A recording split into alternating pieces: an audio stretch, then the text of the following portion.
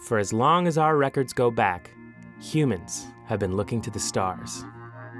We've used them to navigate, to track weather and tides, and to tell the stories of who we are and where we come from. Here in East Arnhem Land, that connection to the night sky has been passed down for generations. And now it's being carried into the future, propelled by rocket fuel. We're here in Australia, and we're gonna launch some rockets. We're following 2 NASA rocket missions as they try to understand how stars make the planets around them suitable for life. I'm Miles Hatfield, and in this episode, we're talking about living with the stars. The rocket range may be new, but for the people of East Arnhem Land, an interest in the night sky is about as far from new as you can get. This is the traditional home of the Yolngu people, one of the oldest cultures on Earth. As owners of the land and partners in establishing the new Arnhem Space Center, they're enriching cutting-edge space research with thousands of years of tradition connecting them to the night sky. As the NASA crew arrived in Australia, we met Jawa Yunupingu, elder in the Gumatj clan, one of the 13 clans comprising the Yolngu nation. Jawa is also chairman of the Gumatj Corporation, which represents the interests of the Gumatj people in political and economic affairs. He invited us back to Gumatj Corporation headquarters, where we spoke with him and Klaus Helms to learn more about his clan and their long history with the stars. We talk about the stars and how important they are to the Yolngu people culturally. Instead of compasses, we followed the stars to get to wherever we wanted to get to. One of the stories Jawa told us was about a prominent cluster of stars known to Westerners as the Pleiades.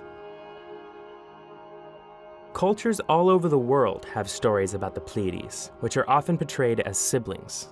The Gumatj story tells of 7 sisters who rowed across the sky in a large canoe.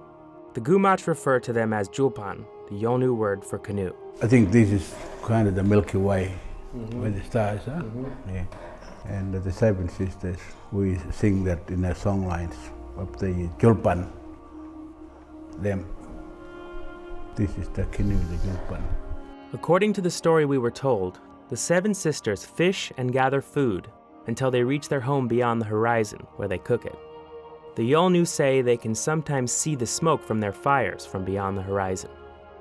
In the stories, they look down and look up at the country as well as the people that they were once.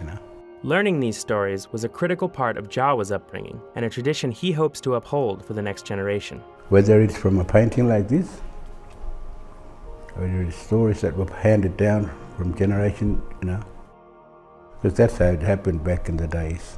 Everything was passed on. As the traditional landowners, the Gumatj Corporation are leasing the land to Equatorial Launch Australia and have been working with them and NASA to make the launch range a reality. My clan, Gumatj, they were well behind this because we were looking at the future kind of a perspective from us, like the stars play a very important role in our survival.